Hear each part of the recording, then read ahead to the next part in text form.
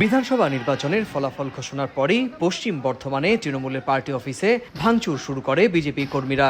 শুধু বর্ধমানেই নয়, অভিযোগ রাজনৈতিক পট পরিবর্তনের সঙ্গে সঙ্গে পশ্চিমবঙ্গে দলীয় কার্যালয় দখলের হিড়িকও পড়েছে। বিভিন্ন স্থানে তৃণমূল কংগ্রেসের পার্টি অফিস রাতারাতি বিজেপির কার্যালয় হয়ে গেছে। বিজেপি কর্মীদের দাবি, এগুলো আগে কংগ্রেসের অফিস ছিল, তৃণমূল কর্মীরা স্বেচ্ছায় তাদের হাতে তুলে দিয়েছে।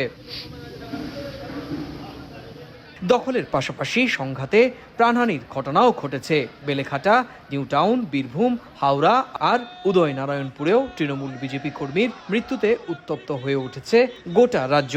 মুর্শিদাবাদে গুলিবিদ্ধ হয়েছেন সিপিএম কর্মী। এছাড়া কলকাতার নিউ মার্কেট এলাকায় বুলডোজার নিয়ে বিজেপির কর্মী সমর্থকেরা বেশ কিছু দোকানপাটে ভাঙচুর চালায়। এ ঘটনার পরই বুলডোজারের চালক সহ 4 জনকে গ্রেপ্তার করেছে পুলিশ। রাজ্য জুড়ে চলা সহিংসতা থামাতে 700 কোম্পানি কেন্দ্রীয় বাহিনী মোতায়েন করা হয়েছে।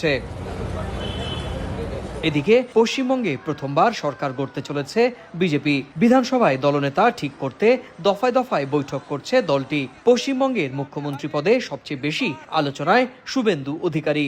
রাজ্যে গত কয়েক বছর ধরে তিনি বিজেপির প্রধান মুখ। ভবানীপুরে মমতাকে হারানোর পর এ দাবি আরও জোরালো হয়েছে। এদিকে বিধানসভা নির্বাচনের ফল প্রত্যাখ্যান করে পদত্যাগে অস্বীকৃতি জানিয়েছেন মমতা বন্দ্যোপাধ্যায়। ভোটে হেরে যাওয়ার পরও বিদায়ী মুখ্যমন্ত্রীর ইস্তফা না দেওয়ার নজির দেশে নেই বলে উল্লেখ করে দেশটির সংবিধান বিশ্লেষকরা বলছেন, শেষ পর্যন্ত ইস্তফা না দিলে ভারতের সংসদীয় গণতন্ত্রের ইতিহাসে এক নতুন নজির তৈরি হবে। তবে 7 মে তৃণমূল সরকারের মেয়াদ শেষ হয়ে যাওয়ায় ইস্তফা না দিলেও আনুষ্ঠানিকভাবে ওই দিনই মুখ্যমন্ত্রীর পদ হারাবেন মমতা।